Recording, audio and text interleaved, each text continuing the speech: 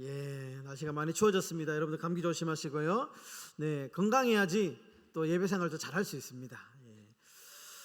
오늘 신약 성경 공부 22번째 시간, 우리 마태복음 25장을 함께 공부하도록 하겠습니다. 강의안을 다 보시고요. 네, 전체적인 조금 이제 이야기를 앞에 실었습니다. 예수님은 마지막 때의 징조들에 대해서 오늘 제자들에게 말씀하시는 부분이 25장의 말씀입니다. 마지막 때에 주의 재림이 있을 것이라고 강조하시고, 그리고 주의 재림이 있을 때의 모습과 주의 재림을 준비해야 하는 성도들의 모습에 대해서 세 가지 비유를 통해서 말씀해 주십니다. 첫 번째는 열처녀의 비유, 슬기로운 다섯 처녀의 비유고요.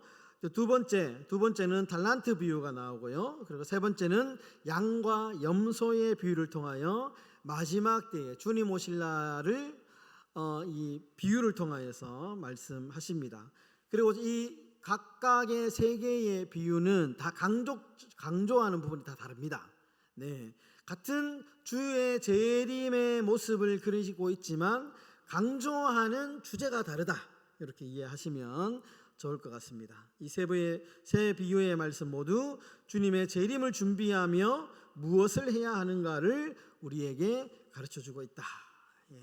첫 번째로 열처녀 비유는 1절부터 이제 13절까지 예수님은 제자들에게 열처녀의 비유에 대해서 말씀해 주시는데요, 이 비유를 통해서 주의 재림을 신랑이 오는 순간으로 묘사하시고 성도들을 열처녀에 이제 비유하십니다.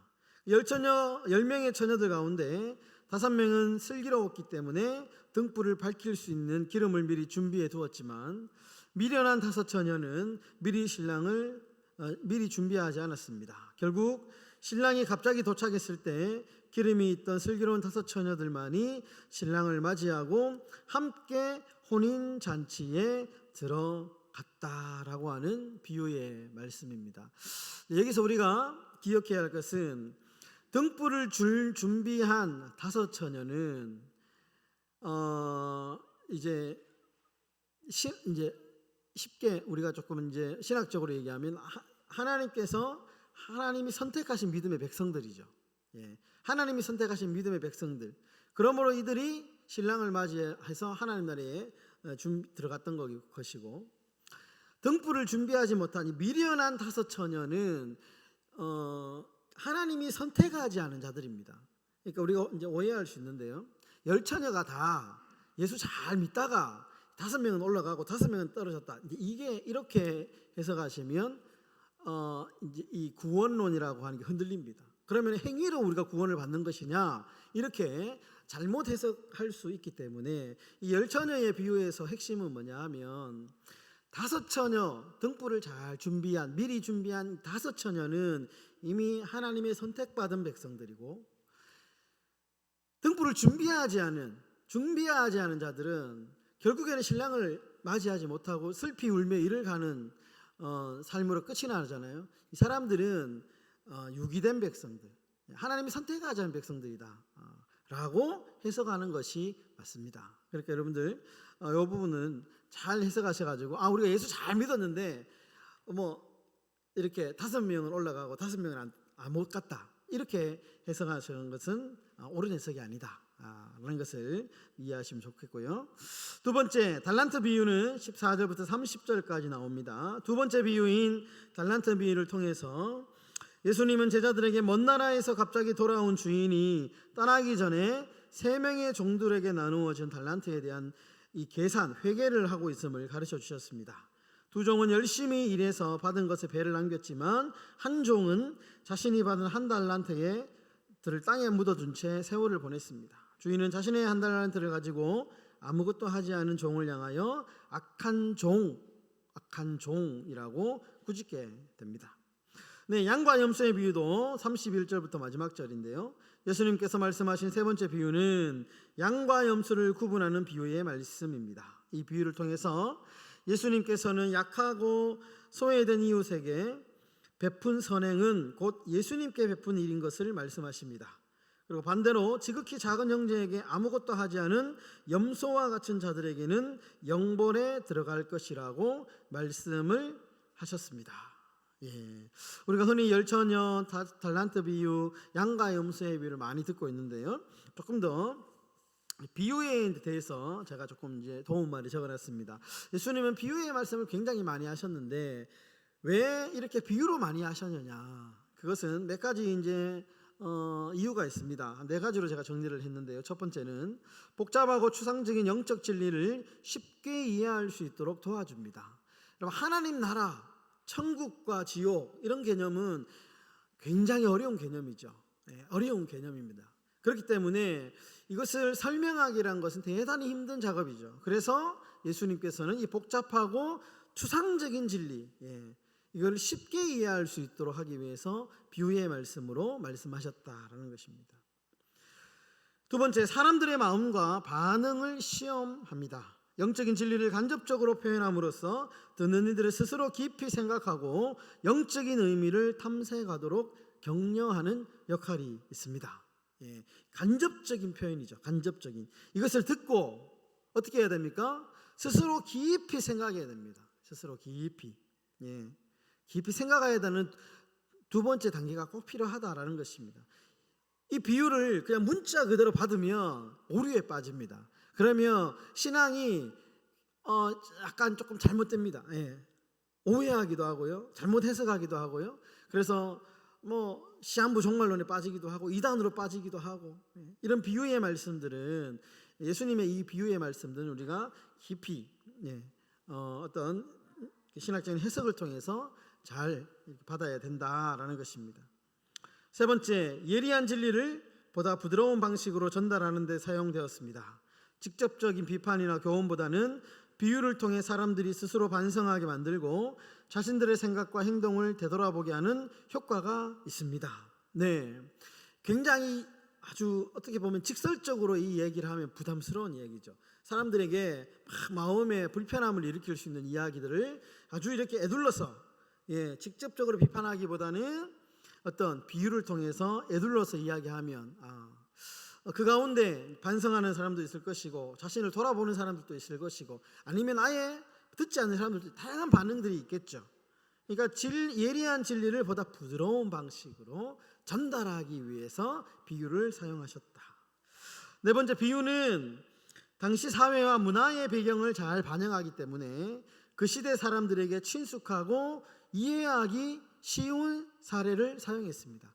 비유를 들으면 우리가 이제 요즘에는 이 비유가 전혀 문화적으로 안 맞죠. 그러니까 이해가 안 되죠. 근데 그 당시의 사람들은 너무나도 잘 이해할 수 있는 문화적인 그런 배경들이 있었다라는 것입니다.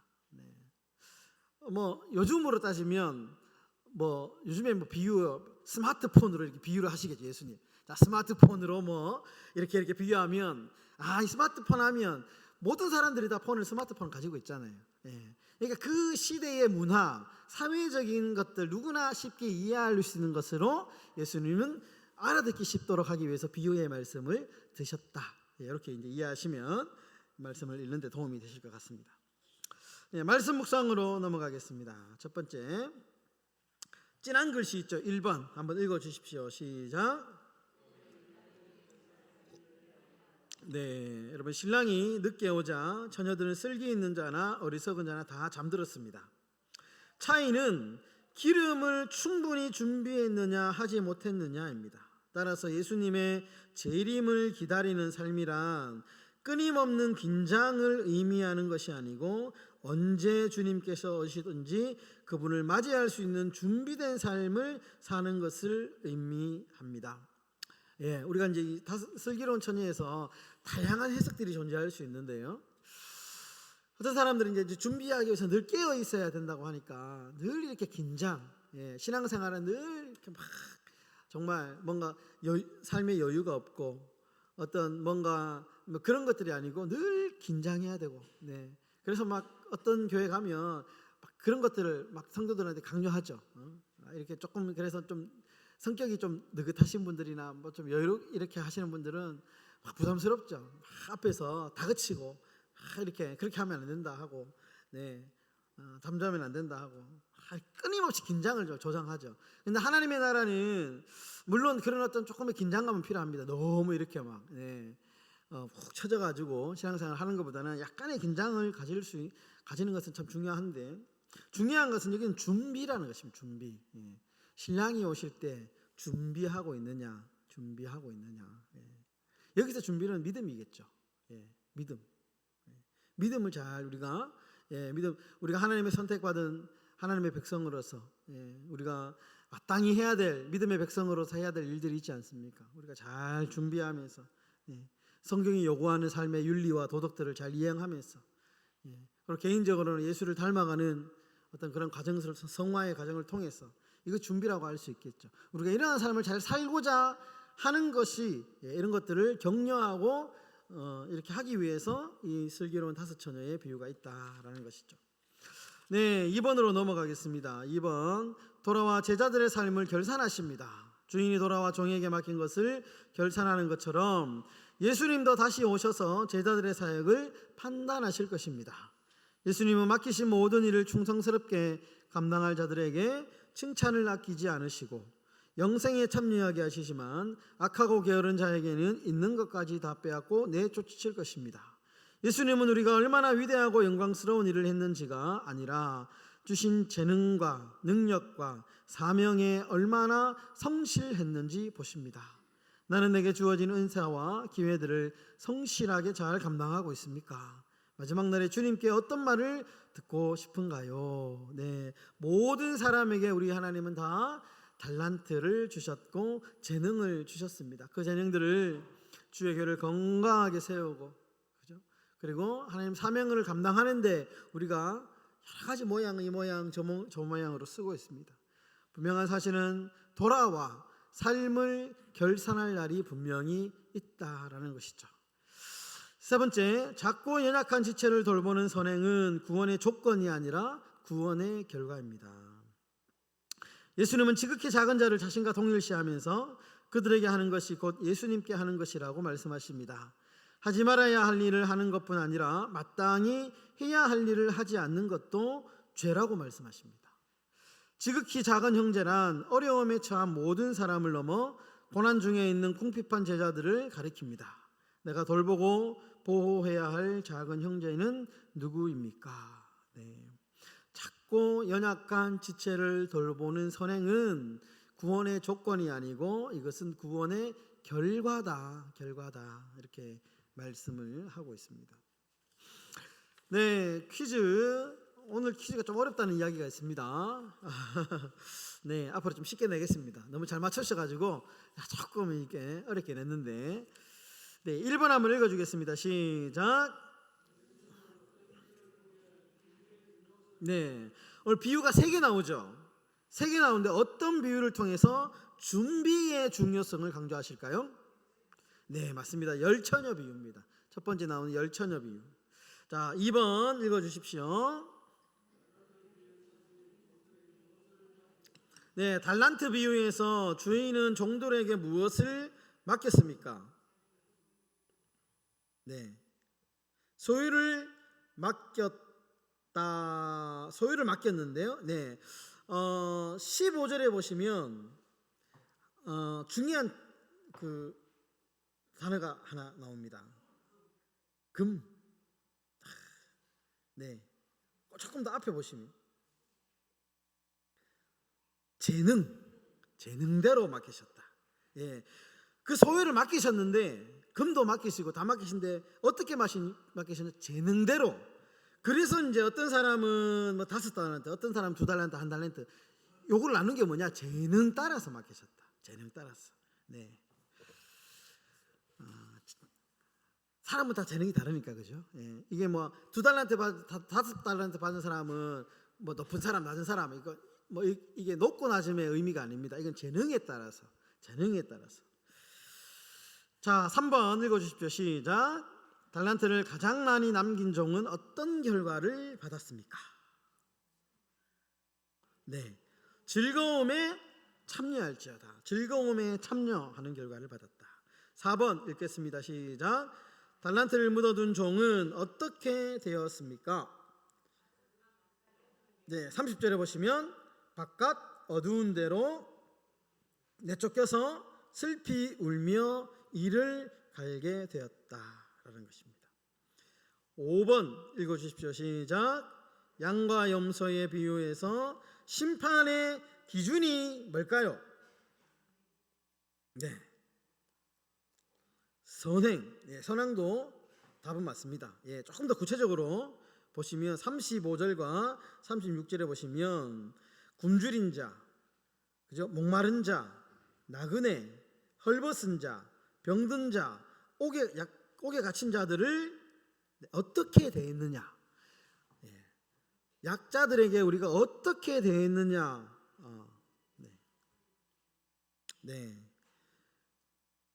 이것들이 기준이다. 기준이 양과 염소의 기준이다. 이렇게 이제 예수님께서 35절과 36절에 이야기를 하고 있습니다.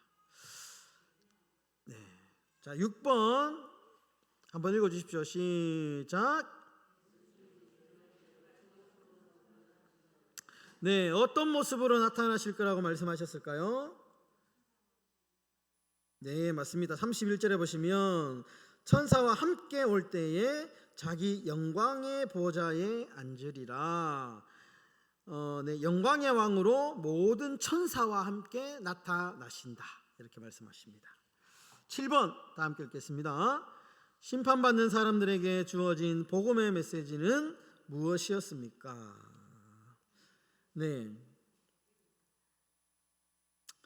심판받는 사람들에게 40절에 보시면요, 40절에 보시면 이렇게 말씀하죠.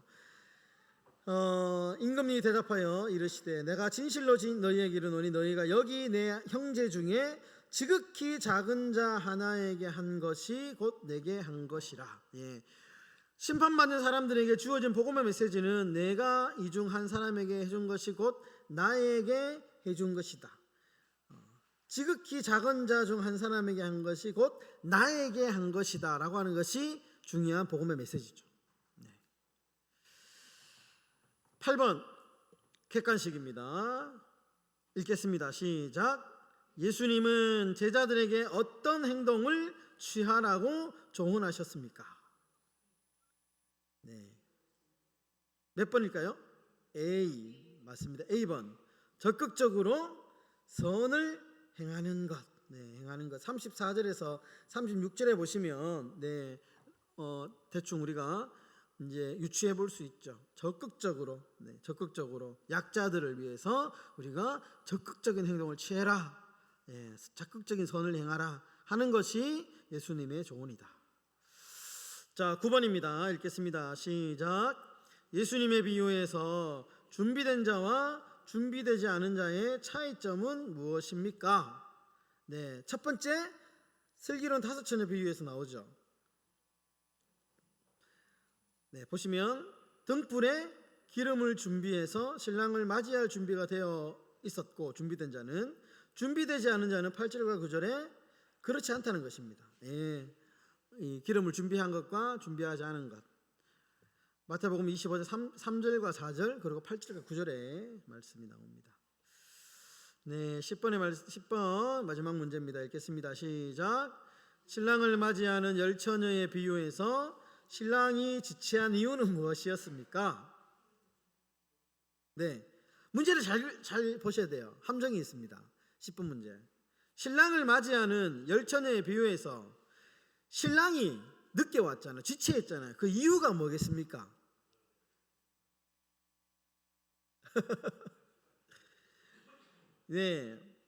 함정이 있습니다. 신랑이 지체한 구체적인 이유는 성경에서 지금 언급을 하고 있습니까? 언급을 하지 않습니까? 안 나옵니다. 신랑이 왜 지체하고 있는지 나오지 않습니다. 보시면 신랑이 지체한 이유는 나오지 않습니다. 이 비유의 초점은 신랑의 지체하는 것을 대비해서 준비하는 것의 중요성에 이 핵심 포인트가 있는 겁니다. 신랑이 왜 늦게 오느냐, 그 이유를 지금 성경은 말하고 있지 않습니다. 신랑이 늦게 올 수도 있고 일찍 올 수도 있고 그건 아무 때나 모르기 때문에 항상 준비해야 된다는 것에 초점을 맞추고 있다는 것이죠. 문제가 좀 어렵죠? 다음번에는 좀 문제를 조금 더 쉽게 내도록 하겠습니다. 오늘의 핵심은 10처녀 비유는 주님 오실 날 우리가 준비하며 오늘 우리에게 주어진 삶을 참 믿음으로 잘 살자라는 것입니다. 한 주간도 정말 이 슬기로운 다섯 전화처럼 잘 준비하며 성실한 삶을 살아가시는 저와 여러분들의 삶이 되시기를 주의 이름으로 축원합니다. 기도하겠습니다. 거룩하신 아버지, 주님은 언젠가는 오신다고 말씀하시고 그것에 대한 징조가 있을 것이고 그것을 보고 때를 알고 짐작하여 미리미리 준비하고 기다리라라고 하는 주님, 이 말씀 우리의 마음밭에 새기며 주님 오실 그때를 잘 준비함으로 아버지 하나님 앞에 참으로 부끄러움 없이 주님을 맞이할 수 있는 믿음의 삶이 되게 하여 주시옵소서. 예수님의 이름으로 기도드립니다. 아멘.